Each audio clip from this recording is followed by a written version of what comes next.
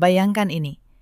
Seorang suami yang seluruh hidupnya kalian biayai dari nol. Jabatan mentereng yang dia banggakan. Sebenarnya kalian yang membuka jalannya. Mobil yang dia kendarai. Rumah yang dia tempati. Semua dari keringat kalian. Lalu suatu malam, kalian menemukan struk pembelian apartemen mewah. Apartemen yang tidak pernah kalian dengar. Atas nama seorang perempuan asing. Sekretaris kantornya sendiri. Apa kalian akan menangis? Membanting pintu? Berteriak di tengah jalan?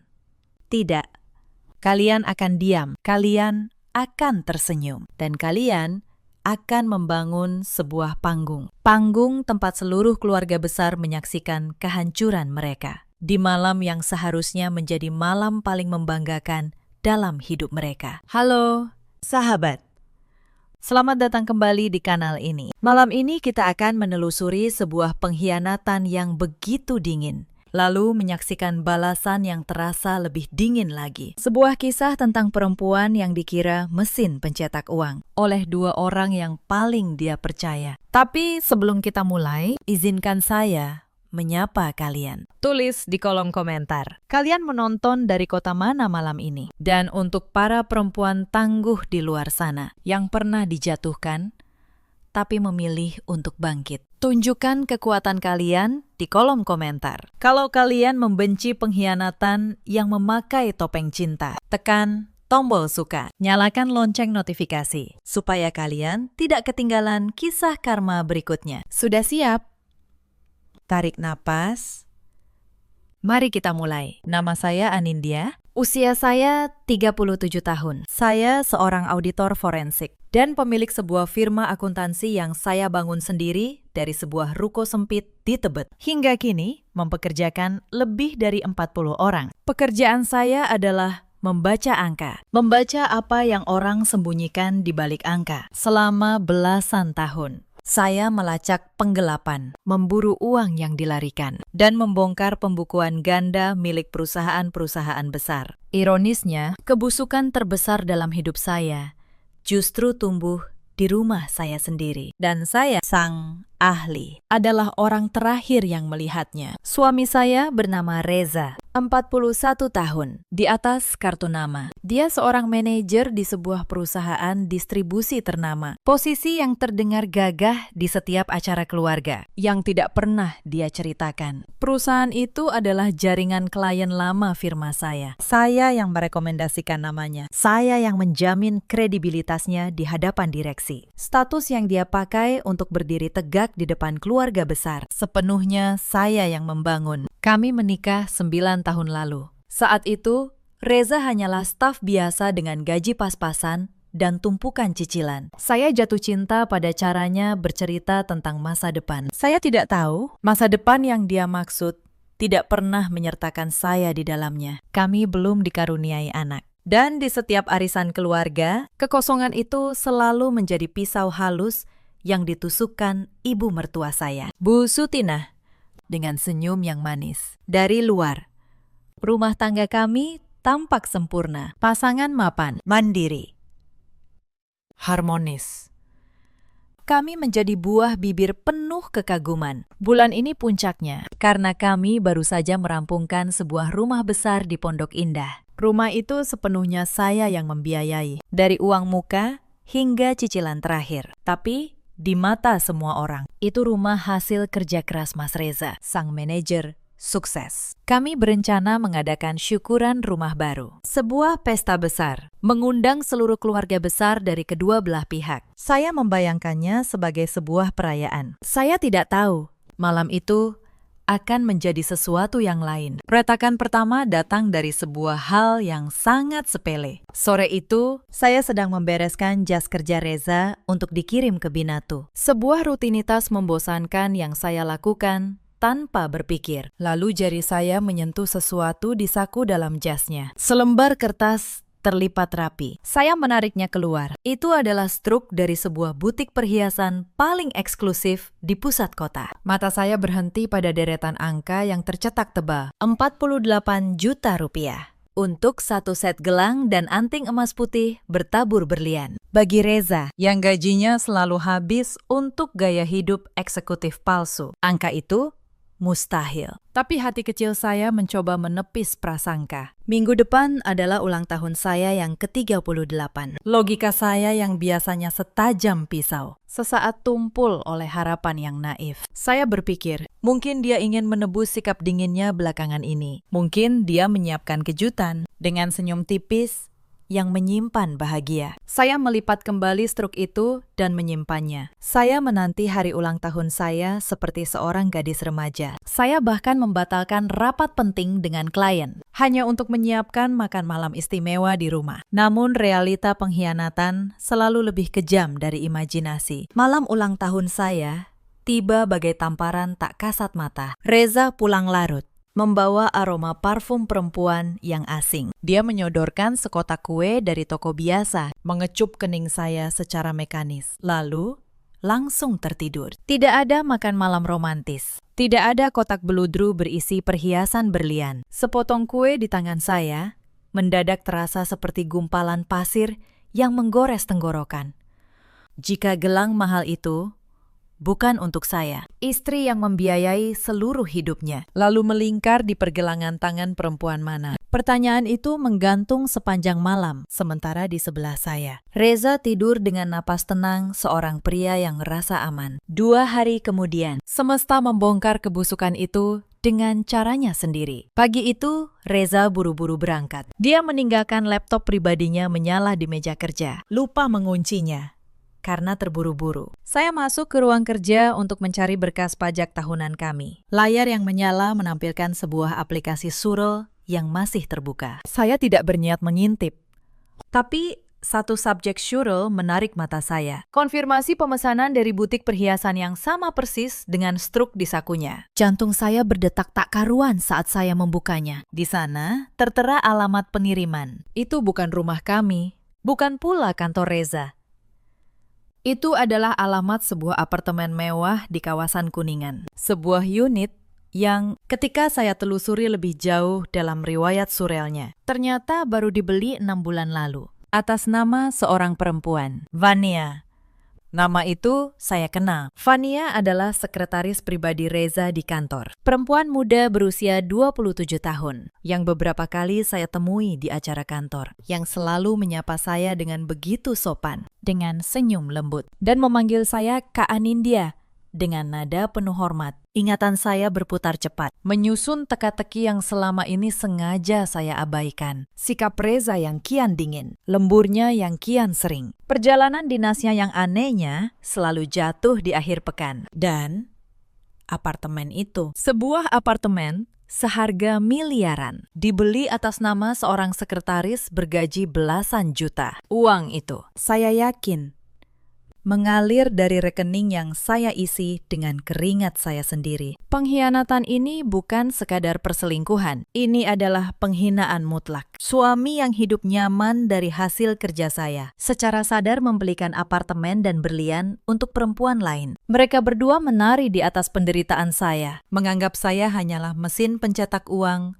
yang terlalu bodoh untuk sadar. Di tengah kesunyian ruang kerja yang dingin itu, tidak ada satupun air mata yang jatuh. Kesedihan saya menguap, berubah menjadi sesuatu yang lebih keras, lebih dingin. Sesuatu yang mengkristal menjadi amarah dengan presisi seorang auditor. Banyak istri di posisi saya barangkali akan berteriak, menangis, lalu menyerbu perempuan itu seketika. Tapi saya bukan perempuan seperti itu. Saya tahu ledakan emosi murahan hanya akan membuat lawan bersiap kabur dan menyembunyikan jejaknya. Dengan ketenangan yang menakutkan, saya menutup laptop itu, menghapus jejak penelusuran saya, mengembalikan semuanya seperti semula. Saya bersumpah pada diri saya sendiri, saya tidak hanya akan menceraikannya, saya akan merancang sebuah panggung yang akan menguras habis segala yang mereka miliki, dan membuat keduanya menanggung aib sepanjang hidup di hadapan kerabat yang selama ini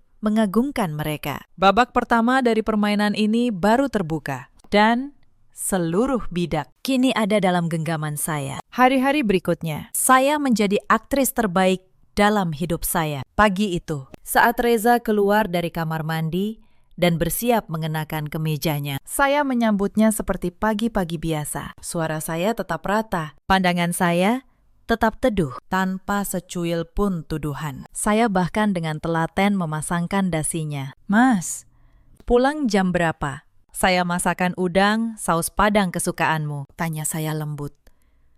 Reza tersenyum.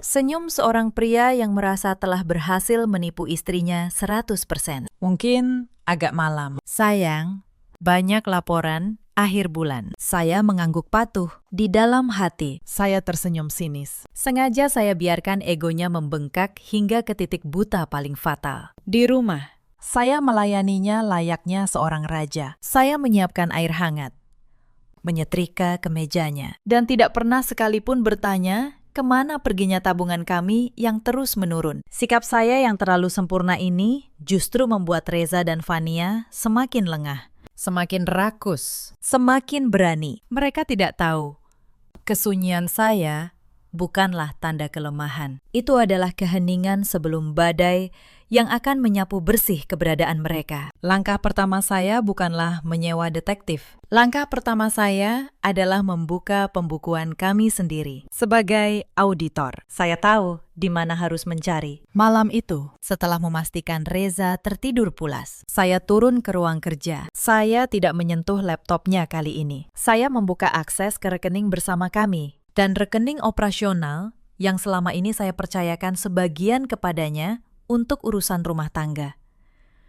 Apa yang saya temukan membuat darah saya membeku. Bukan karena sedih, tapi karena terkejut pada keberanian mereka. Selama 2 tahun terakhir, ada aliran dana yang keluar secara rutin, disamarkan dengan keterangan yang terdengar wajar. Biaya perawatan rumah, dana darurat keluarga, jumlahnya kecil di awal, lalu membesar perlahan. Seperti tetesan yang menggerus batu. Saya melacak setiap rupiah. Aliran dana itu bermuara ke 2 tempat. Rekening atas nama Fania dan rekening perusahaan cangkang yang Reza dirikan diam-diam. Reza tidak hanya berselingkuh. Dia sedang menggerogoti kerajaan yang saya bangun. Sepotong demi sepotong. Tapi saya belum berhenti. Insting auditor saya berkata, ini belum dasarnya. Selalu ada lapisan yang lebih dalam. Beberapa malam kemudian, saya menemukan lapisan itu. Reza menyimpan sebuah folder di penyimpanan awan bersama, yang dia kira tidak akan pernah saya buka, karena diberi nama membosankan. Arsip vendor. Sebagai orang yang setiap hari berurusan dengan dokumen yang sengaja disembunyikan, justru nama membosankan itulah yang menarik perhatian saya. Saya membukanya, dan napas saya nyaris terhenti. Di dalamnya, bukan arsip vendor. Itu adalah peti harta karun berisi kebusukan. Ratusan foto liburan rahasia mereka. Reza dan Fania berpose mesra di villa-villa mewah. Tanggal pada foto-foto itu jatuh di hari-hari ketika Reza mengeluh tak punya uang untuk pengobatan ibunya, yang akhirnya saya tanggung. Tapi bom waktu sesungguhnya ada di subfolder lain, diberi nama dengan kode yang hanya dimengerti oleh orang hukum. Di dalamnya ada pindaian dokumen-dokumen berharga milik saya, sertifikat 2 ruko komersial atas nama saya, akta rumah peninggalan almarhum ayah saya, dan yang membuat saya nyaris menjatuhkan gelas di tangan saya, sebuah draft surat kuasa. Draft surat kuasa untuk memindah tangankan seluruh aset itu. Disusun begitu teliti, disertai keterangan tambahan dari seorang notaris nakal. Di halaman terakhir, ada panduan teknis tentang cara menyisipkan tanda tangan saya secara mulus, di antara tumpukan dokumen rutin yang biasa saya tanda tangani tanpa membaca. Reza dan Fania tidak hanya sedang menjalin asmara terlarang, mereka sedang menyusun sebuah perampokan terencana. Rencananya sederhana dan keji. Setelah sertifikat itu berpindah nama, Reza akan menceraikan saya tanpa menyisakan apapun, lalu hidup bergelimang kemewahan bersama sekretarisnya di apartemen yang saya biayai dengan harta warisan ayah saya. Saya duduk di kursi kerja itu untuk waktu yang lama dalam gelap. Kepingan terakhir dari rasa cinta dan pengampunan untuk Reza menguap tanpa sisa. Pengkhianatan fisik mungkin bisa memicu tangisan, tapi pengkhianatan finansial yang sistematis ini memicu insting bertahan hidup saya yang paling tajam. Saya mengeluarkan sebuah cakram penyimpanan dari laci. Saya menyalin seluruh isi folder itu hingga ke akarnya. Bukti perselingkuhan, bukti aliran dana, draft dokumen kejahatan itu. Semuanya berpindah dengan rapi ke tangan saya. Saya menyadari sekarang, mengapa belakangan ini Reza sering menyuruh saya fokus saja pada firma dan membiarkan dia yang mengurus urusan pajak rumah tangga. Itu semua adalah taktik isolasi, agar saya, sang auditor forensik, menjadi buta finansial di rumah saya sendiri. Sungguh ironi yang menggelikan. Setelah menyalin semuanya, saya menghapus jejak akses dengan teliti, lalu menutup semuanya seperti semula. Saya melangkah kembali ke kamar. Dan langkah itu tak lagi terasa berat. Di tangan saya tergenggam senjata, dan saya tahu persis bagaimana cara menggunakannya. Malam itu, saya mengunci diri di kamar mandi. Saya menyalakan air pancuran hingga deras untuk meredam suara. Lalu, untuk pertama dan terakhir kalinya, saya membiarkan diri saya runtuh. Air mata yang sejak tadi saya tahan akhirnya tumpah. Tapi ini bukan tangisan seorang istri yang memohon cintanya kembali. Ini adalah tangisan kemarahan, rasa jijik, dan penyesalan mendalam. Karena selama 9 tahun, saya terlalu tulus dan terlalu percaya. Selama bertahun-tahun, saya menekan ego saya. Saya membiarkan Reza bersinar, menutupi segala kekurangan finansialnya dari keluarga besar, demi menjaga harga diri seorang pria. Saya yang merekomendasikan namanya. Saya yang membayar rumahnya. Dan balasannya, pria itu merampok masa depan saya. Untuk seorang perempuan yang memanggil saya Kak dengan senyum manis. Saya menatap cermin yang berembun. Saya mengusapnya dengan punggung tangan. Wajah yang membalas menatap saya bukan lagi wajah istri berhati malaikat yang memaklumi segalanya. Yang menatap saya kini adalah sepasang mata seorang perempuan yang wilayahnya sedang diinjak-injak. Saya membasuh wajah dengan air dingin dan bersumpah sesudah malam ini tak akan ada lagi tangis. Luka saya telah mengeras sempurna menjadi bahan bakar. Saya melangkah ke balkon kamar. Udara dini hari yang dingin sama sekali tidak membuat saya menggigil. Darah saya justru mendidih oleh sebuah tujuan yang absolut. Saya mengeluarkan ponsel dan menekan sebuah nomor. Nomor itu milik Tari, sahabat saya sejak kuliah, yang kini menjadi salah satu pengacara hukum keluarga dan sengketa aset paling ditakuti di ibu kota. Di ruang sidang, Tari punya reputasi sebagai algojo yang tak kenal ampun. Nada dering tersambung 3 kali sebelum suara seraknya terdengar. Anin,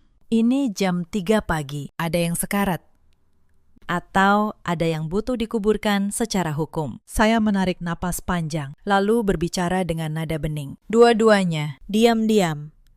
Suami saya bersama sekretarisnya menyusun rencana mencuri warisan ayah saya. Dan mereka sudah lama menertawakan saya di belakang punggung saya. Hening sejenak di seberang sana. Kamu punya bukti? Saya seorang auditor forensik. Tari.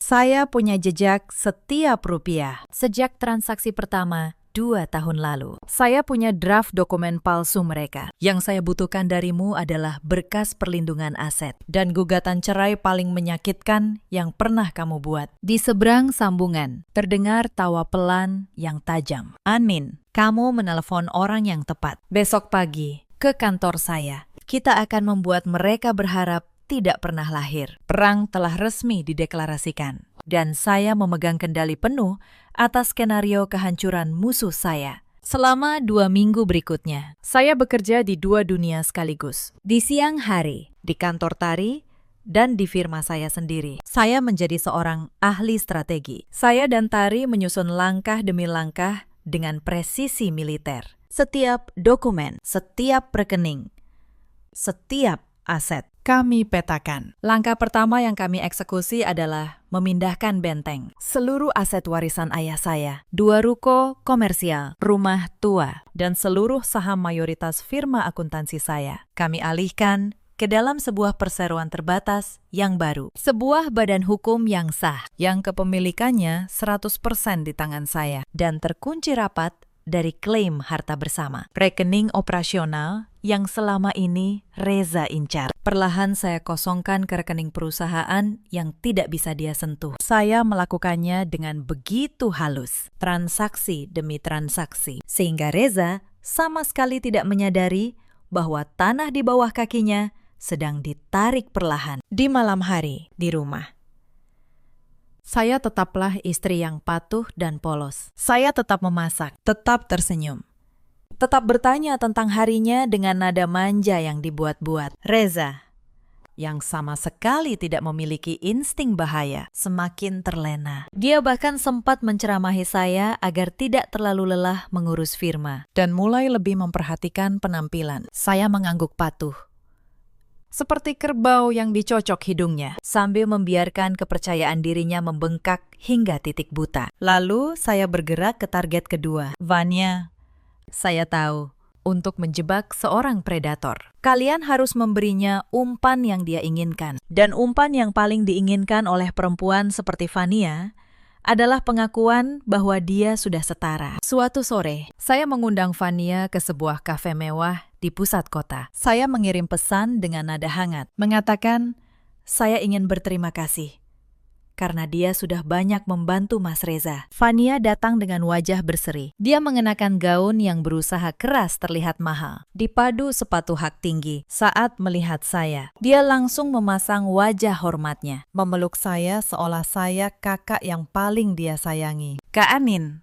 makin sibuk aja sih. Aku sampai jarang ketemu. Rengeknya dengan suara manja. Saya menahan rasa jijik di ujung lidah dan membalas pelukannya. Justru itu, Kak mau berterima kasih. Kamu sudah jaga Mas Reza baik-baik di kantor. Saya menatap matanya. Oh ya, Kak, ada sedikit hadiah untukmu. Anggap saja apresiasi. Saya menyodorkan sebuah tas kertas tebal, bertuliskan merek fashion mewah ternama. Mata Vania seketika terbelalak, memancarkan kilat keserakahan yang tak mampu dia sembunyikan. Tangannya gemetar saat menarik keluar sebuah tas kulit merah marun. Logonya berwarna emas dan memantulkan cahaya. Ya ampun.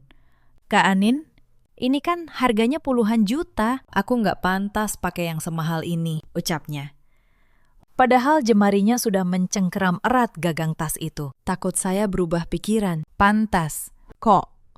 Kata saya dengan kelembutan keibuan yang bisa beracun. Kamu masih muda, harus tampil percaya diri. Rezeki kakak, rezeki kamu juga. Apa yang tidak diketahui Vania? Tas itu, walau sekilas tampak serupa benar dengan yang asli. Lengkap berikut nomor serinya. Sebenarnya cuma tiruan bermutu tinggi. Saya membelinya dengan harga tak sampai 10% dari aslinya. Saya sengaja memberikan barang palsu itu sebagai sebuah metafora. Barang murahan yang dipoles mengilap. Sangat cocok untuk seorang perempuan yang berpura-pura menjadi berlian. Tapi yang lebih penting, hadiah itu adalah kail. Kail yang akan membuatnya merasa menang dan membuatnya semakin lengah di dalam benaknya yang sempit. Vania merasa telah menang telak. Dia berhasil membuat Reza membelikan apartemen dan kini berhasil membodohi istri sahnya untuk memberikan tas mewah. Keangkuhannya meroket, persis seperti yang saya harapkan. Malam itu juga, jebakan psikologis itu membuahkan hasil. Dari sebuah akun media sosial anonim, saya memantau unggahannya. Sesuai prediksi, Vania langsung memamerkan tas palsu itu dengan keterangan tentang hadiah dari malaikat penolong. Dia bahkan menandai lokasi apartemennya di Kuningan. Setiap langkah mereka, saya catat. Setiap kelengahan, saya manfaatkan.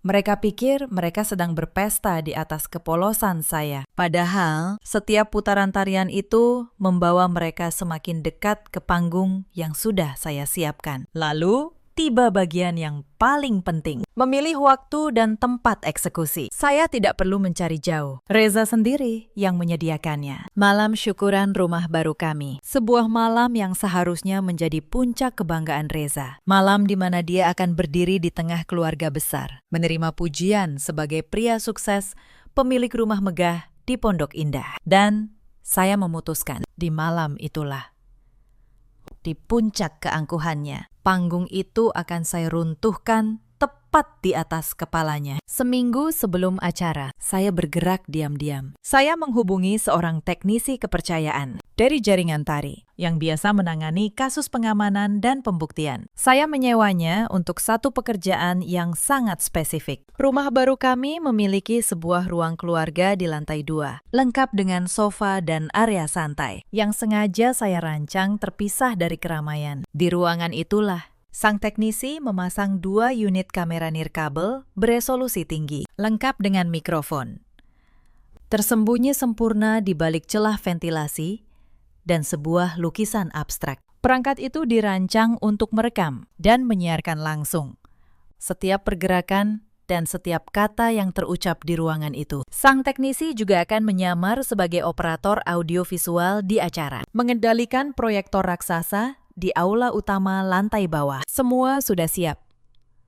Bidak terakhir sudah ditempatkan. Yang saya butuhkan sekarang hanyalah membiarkan 2 tikus itu berjalan masuk ke perangkap dengan kaki mereka sendiri. Hari yang ditunggu pun tiba. Sejak sore, deretan mobil mulai memenuhi halaman luas rumah baru kami. Lampu-lampu gantung kristal menyala benderang. Aroma masakan catering memenuhi udara. Saya berdiri di depan pintu utama, mengenakan tunik linen putih yang elegan, menyambut para paman, bibi, dan sesepuh keluarga dengan senyum hangat. Di antara para tamu, hadir pula Bu Sutina, ibu mertua saya, dengan dada membusung dan kebaya brokat baru. Dia berkeliling memamerkan betapa suksesnya putranya, betapa megah rumah yang dibangun Reza. Saya membiarkannya. Sebentar lagi, kebanggaan palsu itu akan runtuh menjadi debu. Yang membuat saya hampir tersenyum adalah kehadiran Fania. Saya memang sengaja menyuruh Reza mengundangnya dengan dalih dia sudah seperti keluarga di kantor. Fania datang dengan gaun ketat, menenteng tas palsu pemberian saya seolah itu piala kemenangan dan di pergelangan tangannya berkilau gelang berlian seharga puluhan juta itu. Saya mengamati dari kejauhan. Saya melihat bagaimana mata Reza dan Fania bertemu secara tak sengaja, melemparkan kilatan rahasia yang mereka kira tak terlihat. Bagi tamu lain, itu hanyalah sapaan biasa antara atasan dan sekretaris. Bagi saya, itu adalah konfirmasi visual bahwa umpan saya telah tertelan sempurna. Dengan langkah tenang, saya menghampiri Fania. Vania, kamu pasti capek ya? Wah, gelangnya cantik banget. Hadiah dari siapa nih? Tanya saya. Menikmati caranya. Tergagap sesaat. Ini beli sendiri kok, Kak. Nabung. Jawabnya cepat. Dengan senyum gugup. Saya tersenyum manis. Pintar. Oh ya, kalau kamu mau istirahat sebentar dari keramaian, kakak sudah siapkan ruang santai di lantai 2 di ujung lorong. Sepi dan nyaman. Jauh dari anak-anak kecil yang berisik. Pintunya tidak dikunci. Mata Fania berbinar mendengar tawaran itu. Ruang terpisah di lantai 2. Itu adalah skenario paling sempurna yang bisa dia bayangkan. Makasih banyak ya. Kak, Fania emang agak pusing dari tadi, jawabnya. Lalu berlalu. Setelah memastikan Fania masuk ke dalam kerangka pertama, saya mengalihkan fokus ke target kedua. Saya menghampiri Reza yang sedang berbasa-basi dengan Om Hartono, salah satu sesepuh keluarga yang paling dihormati. Mas, panggil saya pelan. Menyentuh lengannya. Catering utama ada masalah sedikit di gerbang depan. Ban mobil boxnya bocor. Saya harus turun sebentar untuk koordinasi. Acara puncaknya kan sejam lagi. Reza mengerutkan kening. Memasang wajah suami yang pura-pura perhatian. Kamu turun sendiri? Bahaya. Dong. Biar Mas aja yang urus. Diam-diam saya tersenyum. Lelaki ini sungguh gampang dibaca. Ajakan tadi bukanlah bentuk kepedulian. Itu hanya basa-basi kosong yang dia tahu pasti akan saya tolak. Nggak usah.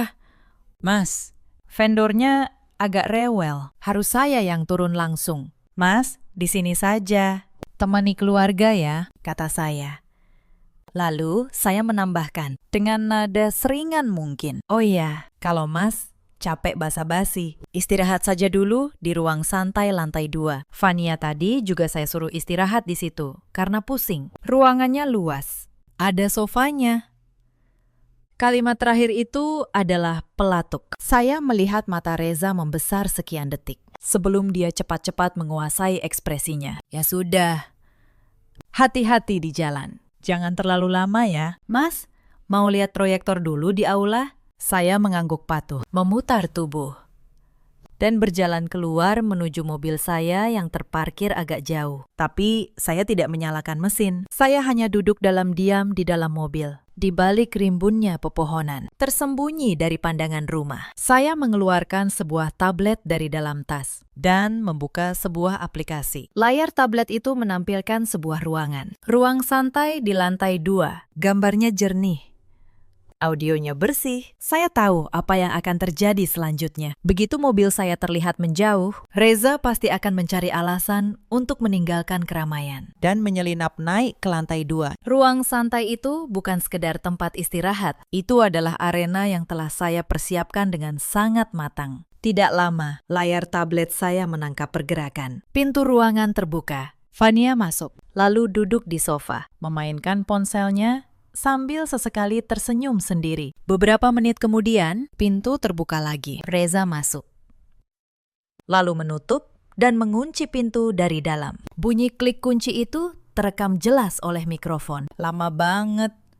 Mas, Fania merengek manja, melempar ponselnya ke sofa. Fania dari tadi jantungan. Takut ada orang yang main ke sini. Reza tersenyum, berjalan mendekat. Aman.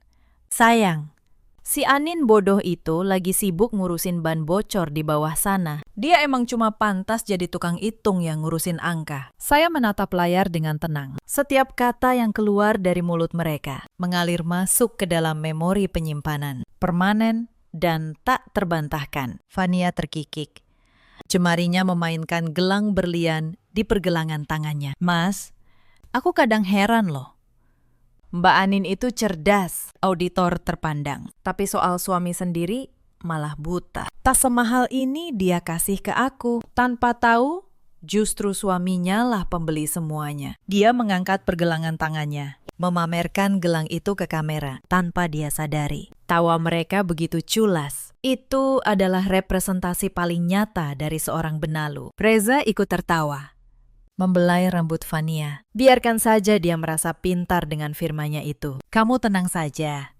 Sayang, draft dokumen dari notaris kenalanku sudah beres. Minggu depan, pas dia lagi sibuk audit klien besar, aku selipkan dokumen itu di antara tumpukan berkas yang dia tanda tangani tiap hari tanpa baca. 2 ruko berikut, rumah peninggalan bapaknya, bakal sah berpindah ke namaku. Mendengar pengakuan telanjang itu langsung dari mulut suami saya. Senyum tipis terukir di bibir saya. Jantung saya berdebar kencang. Bukan karena hancur, melainkan karena letupan kepuasan yang luar biasa. Inilah bukti telak yang saya tunggu. Perselingkuhan adalah satu hal, tapi konspirasi pencurian aset adalah kejahatan pidana terencana yang akan memastikan Reza membusuk di balik jeruji. Reza melanjutkan ocehannya dengan keangkuhan seorang pria yang merasa selalu memegang kendali. Begitu sertifikatnya beres dan sah jadi punyaku, langsung kita lego. Hasilnya buat modal kita. Setelah itu, si Anin aku ceraikan. Biar dia pusing main angka sendirian sampai tua. Fania menyandarkan kepalanya ke dada Reza, menghela napas penuh kegirangan. Aku tak sabar membayangkan wajah Mbak Anin runtuh begitu sadar hartanya lenyap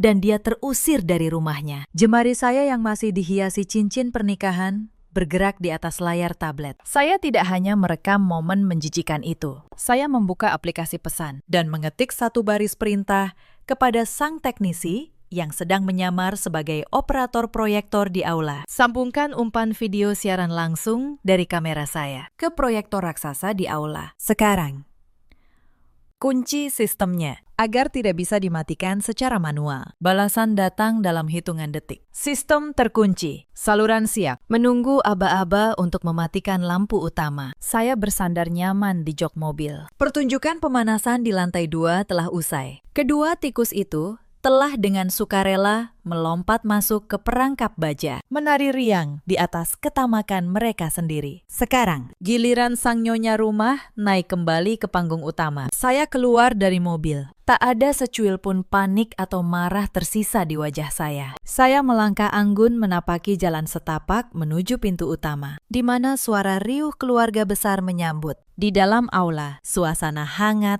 dan benderang. Om Hartono sedang membahas investasi properti dengan beberapa kerabat. Bu Sutina sibuk menyombongkan rumah baru putranya kepada para ibu. Anin, "Simi, gabung," panggil Bu Sutina dengan suara lantang. "Tadi Fania mana? Katanya, kok nggak kelihatan?" Fania pusing. "Bu, saya suruh istirahat di lantai 2, jawab saya tenang.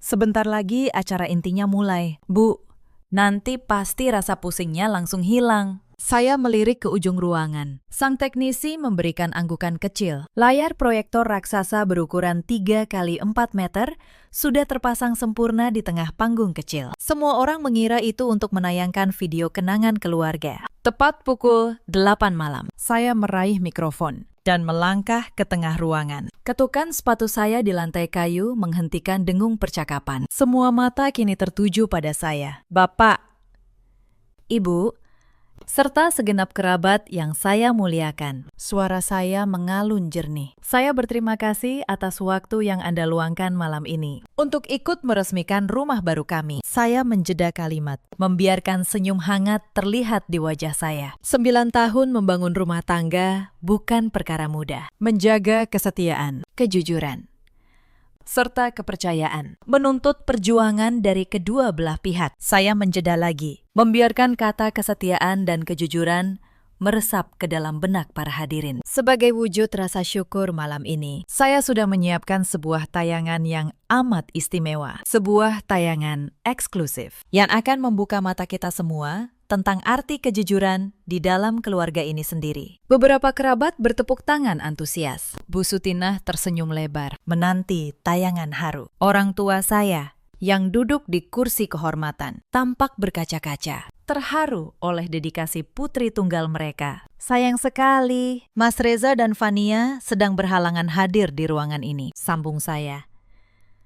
Suara saya perlahan menurun, menebar firasat ganjil ke seluruh ruangan. Mereka sedang beristirahat di lantai 2. Namun saya yakin tayangan ini akan terasa sangat berkaitan dengan apa yang tengah mereka kerjakan di atas sana. Silahkan kita tonton bersama. Saya menatap lurus ke arah Bu Sutinah selama 2 detik penuh, mengunci pandangannya dengan tatapan sedingin es, sebelum akhirnya memberikan aba-aba. "Tolong, padamkan lampu utama, lalu jalankan tayangannya sekarang juga." Lampu gantung kristal seketika padam. Aula yang luas itu mendadak gelap, hanya diterangi sorot tajam dari layar proyektor raksasa yang siap menumpahkan aib dari lantai atas, tepat ke depan puluhan pasang mata. Keheningan sesaat menyelimuti aula. Hanya suara dengung pelan dari mesin proyektor yang membelah kesunyian. Puluhan pasang mata menatap layar dengan penuh antisipasi, menanti foto-foto kenangan yang biasanya mengiringi acara semacam ini. Bu Sutinah bahkan sudah menggenggam selembar tisu, bersiap berlagak sebagai kerabat yang paling gampang menangis. Namun layar itu tak menyuguhkan foto kenangan. Layar berkelip sebentar,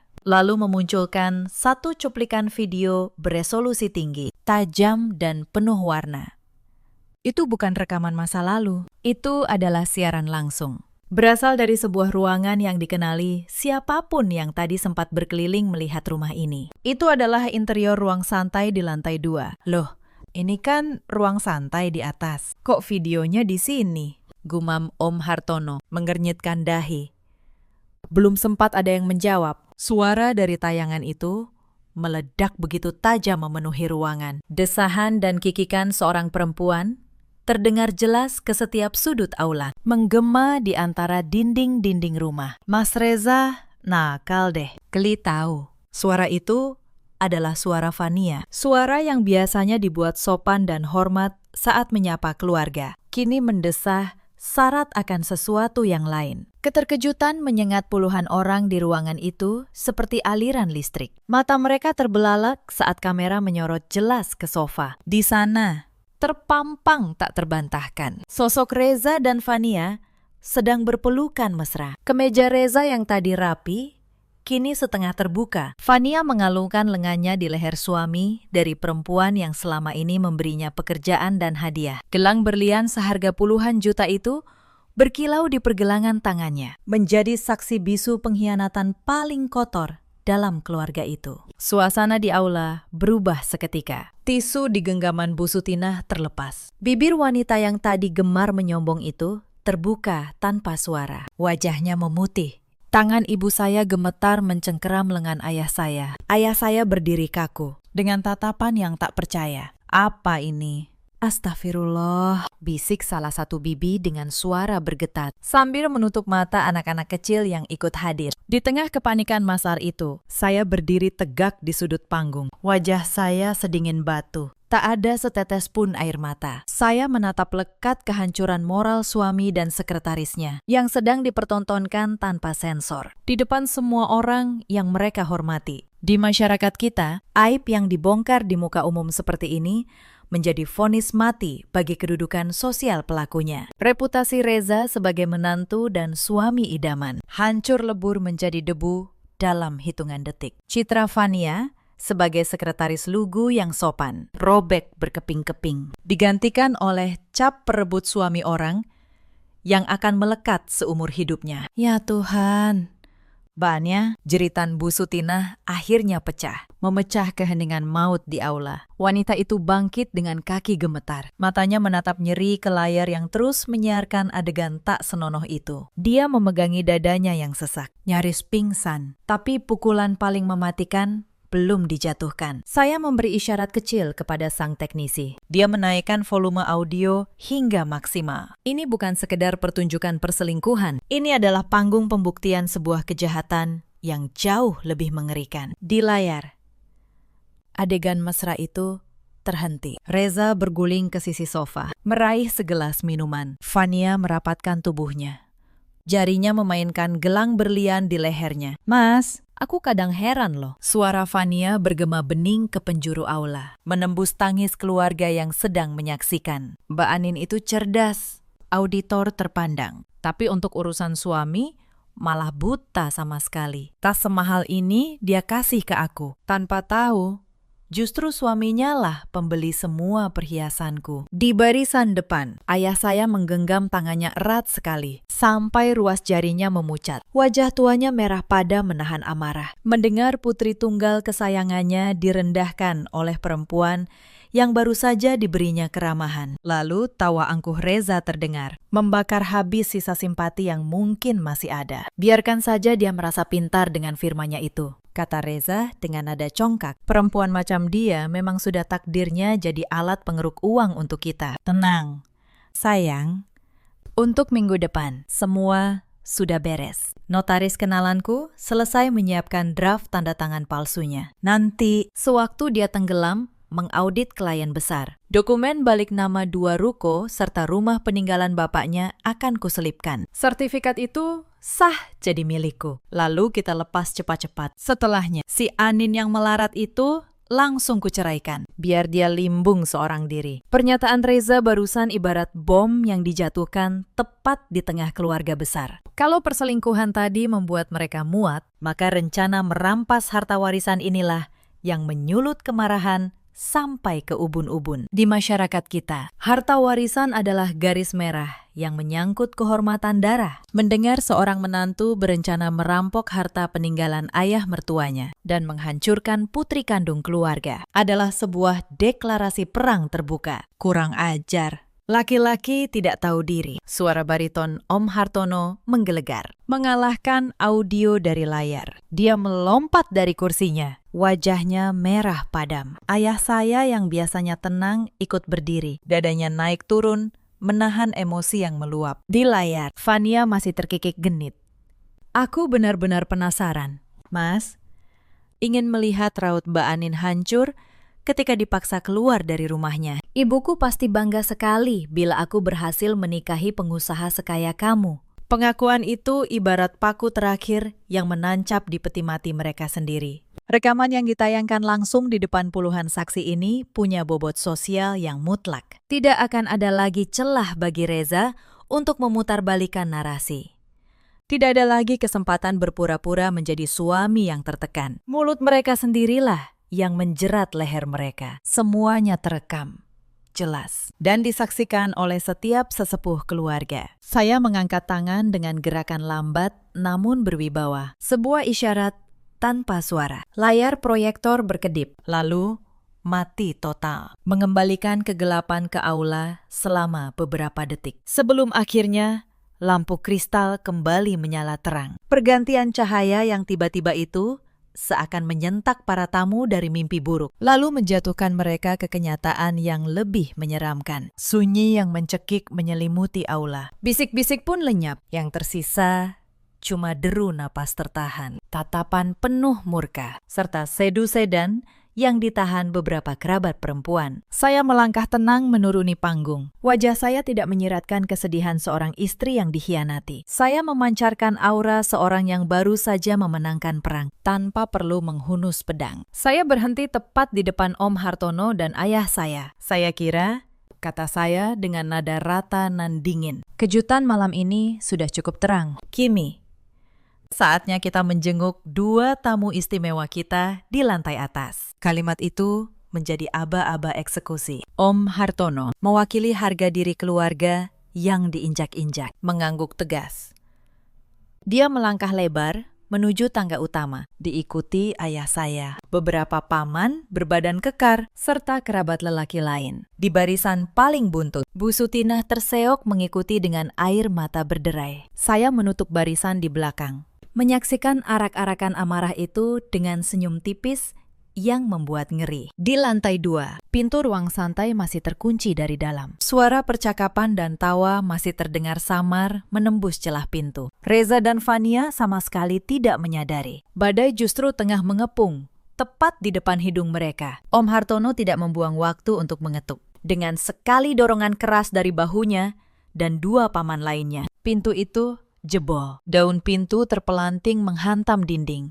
Apa yang tampak di dalam sama persis dengan yang barusan ditayangkan ke seantero aula. Hanya saja kini langsung di depan mata, tanpa perantara layar. Reza dan Fania meloncat dari sofa seolah tersengat listrik. Jeritan panik, Fania melengking tinggi. Gadis itu buru-buru menarik selendang untuk menutupi gaunnya yang berantakan. Matanya melotot horor, menatap belasan pasang mata keluarga yang kini memenuhi ambang pintu dengan tatapan membunuh. Reza, dengan wajah sepucat mayat, tergagap.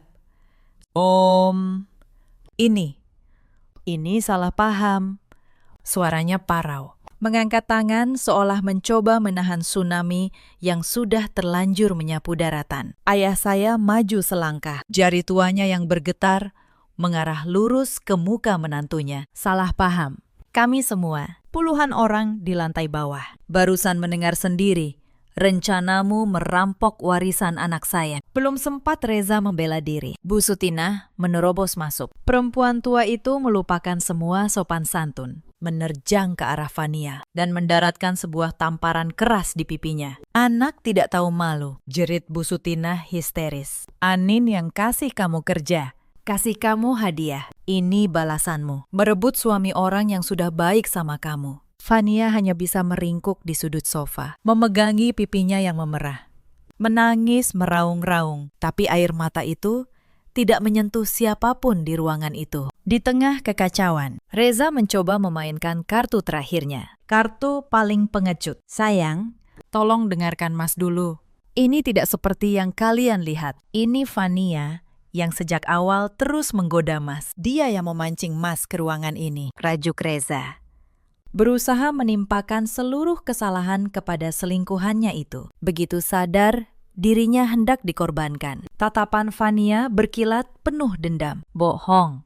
Kamu yang menjanjikan aku hidup mewah. Mas, kamu sendiri yang bilang akan menceraikan Mbak Anin, lalu menyerahkan rumah warisan itu padaku. Jangan dengarkan dia. Dia yang memaksaku. Pemandangan dua pengkhianat yang saling sikut itu menjadi tontonan yang sangat relevan. Saya hanya mendengus pelan, sebuah tawa sinis yang dingin. Tidak ada secercah pun rasa kasihan di mata saya. Simpan air mata dan sandiwara murahan kalian, ucap saya dengan intonasi datar yang mengiris udara. Apakah kalian pikir saya tuli dan buta? Setiap desahan dan segala rencana keji kalian telah terekam abadi, lalu disaksikan langsung oleh para tetua keluarga malam ini. Saya membuka tas jinjing saya dengan gerakan perlahan yang elegan. Yang saya keluarkan adalah 3 map tebal berwarna merah. Di mata kalian, saya hanya mesin pencetak uang yang terlampau larut dengan angka. Kalian sangka bisa berpijak di atas kebaikan saya, mengambil masa depan saya. Tanpa harus membayar apapun, saya menatap Reza. Kalian salah besar.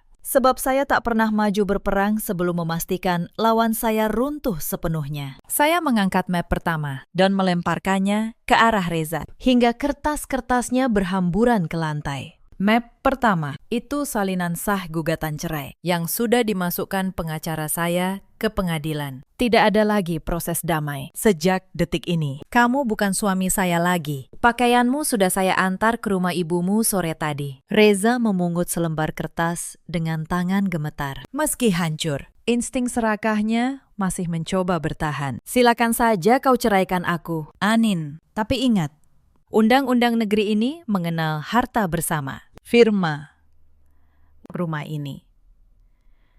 Semuanya milik berdua. Aku punya hak atas separuhnya. Saya tersenyum semakin lebar. Sebuah senyuman yang membuat darahnya membeku. Saya melemparkan map kedua ke pangkuannya. Buka dan baca baik-baik. Itu bukti legal. Seluruh harta warisan ayah saya. Rumah ini. Hingga seluruh saham firma akuntansi saya sudah beralih ke dalam sebuah perseroan terbatas yang berbadan hukum resmi. Semua itu sudah beres jauh sebelum rencana liciknya kamu susun. Rekening bersama yang kamu intai, isinya sudah lama saya alihkan ke rekening perusahaan, lengkap dengan jejak transaksinya. Saya menatapnya dingin. Kamu menceraikan saya hanya dengan membawa mobil cicilanmu dan pakaian di badanmu. Kamu tidak mendapatkan sepeser pun dari keringat saya. Mata Reza terbelalak nyeri membaca dokumen legal yang ditandatangani deretan notaris dan pengacara. Kakinya lemas. Sebagai seorang manajer, dia tahu betul. Dokumen itu mengunci segalanya. Dia sungguh telah jatuh miskin secara tuntas dan rapi di depan mata seluruh keluarganya. Mendengar itu, tangis Fania kian pecah. Dia paham.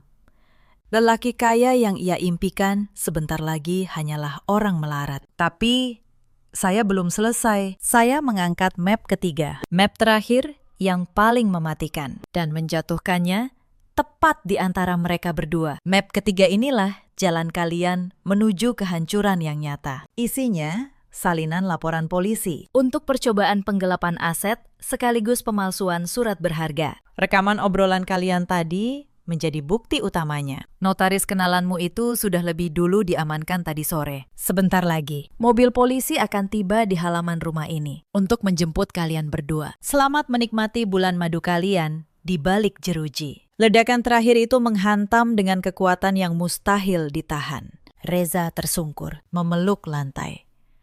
Hidupnya telah kiamat dalam satu malam. Pembalasan ini bukan sekedar melukai. Ini membumi hanguskan ego dan masa depan mereka hingga ke akar-akarnya. Tak lama, lengkingan sirene polisi membelah sunyinya malam. Terdengar bagai lagu penutup termerdu di telinga saya. Cahaya lampu-lampu merah dan biru berkelebat menyapu jendela. 2 orang petugas kepolisian melangkah masuk, dipandu oleh Tari, pengacara saya, yang ternyata sudah menunggu di lobi sejak awal acara dengan surat perintah penangkapan resmi di tangannya. Tidak ada lagi ruang untuk negosiasi. Saat borgo dingin itu diklikkan ke pergelangan tangan Reza, lelaki angkuh yang dulu yakin bisa mengendalikan apapun itu, kini terisak bagai bocah kecil. Kakinya terseret lemas melewati barisan paman dan bibi yang menatapnya dengan jijik. Tak satu pun dari mereka yang sudi menatap wajahnya, apalagi menawarkan bantuan. Reza digiring keluar dengan status baru. Seorang tersangka kriminal yang kehilangan istri, harta, dan masa depannya hanya dalam sekejap mata. Nasib Fania pun tak kalah menyedihkan. Ibunya yang turut hadir di acara itu dengan tangan gemetar menyeret lengan putrinya. Dia menarik paksa gelang berlian itu dari pergelangan tangan Fania hingga meninggalkan bekas merah. Lepaskan barang terkutuk ini. Sejak saat ini, kau bukan anakku. bentak ibunya tanpa belas. Kau telah mengoleskan aib ke muka keluarga kita. Vania menangis meraung, bersujud memeluk kaki ibunya, memohon belas kasihan. Namun yang dia dapatkan hanyalah punggung yang berbalik dan rasa malu yang akan dia tanggung seumur hidup. Dia pun digiring keluar oleh petugas kedua untuk diperiksa atas keterlibatannya dalam rencana penggelapan. Saya berdiri di balkon lantai 2 yang menghadap langsung ke halaman. Udara malam yang dingin menerpa wajah saya. Namun saya tak sedikit pun menggigil. Saya menatap mobil-mobil polisi yang perlahan menghilang di tikungan jalan, membawa pergi 2 orang yang pernah berusaha menghancurkan saya. Di belakang saya, ayah dan ibu berdiri. Ayah meletakkan tangannya di bahu saya. Tak ada kata terucap. Tapi genggaman itu mengatakan segalanya, sebuah kebanggaan, sekaligus permintaan maaf, karena tak melihat luka itu lebih awal. Pulang. Yuk, nak, kata ibu saya pelan. Ke rumah kita, saya mengangguk.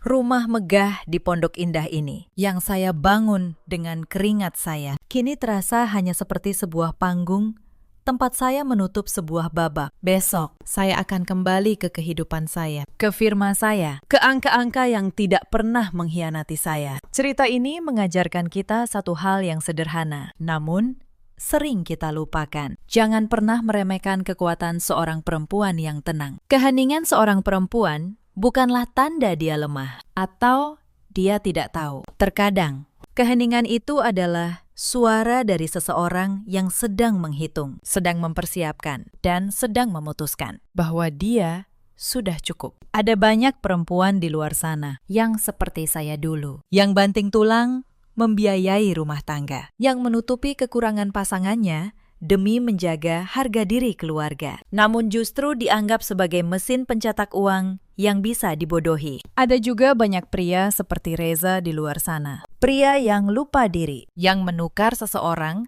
yang membangunnya dari nol, demi kesenangan sesaat dan keserakahan. Dan ada pula para perempuan seperti Vania, yang mengira bisa merebut singgasana orang lain dengan kepalsuan, tanpa menyadari bahwa apapun yang berdiri di atas dasar pengkhianatan, cepat atau lambat, pasti ambruk. Reza menghabiskan tahun-tahun berikutnya menghadapi proses hukum, kehilangan pekerjaan, dan reputasi yang dulu saya bangunkan. Vania terbuang, namanya tercoreng di seluruh keluarganya. Sementara saya bangkit. Lebih kuat, lebih tenang, dan lebih bebas dari sebelumnya. Dalam hidup, kita selalu punya pilihan. Kita bisa memilih untuk hancur ketika dikhianati, atau kita bisa memilih untuk berdiri, menghitung langkah kita dengan tenang, dan membiarkan kebenaran berbicara dengan caranya sendiri. Bagaimana menurut kalian?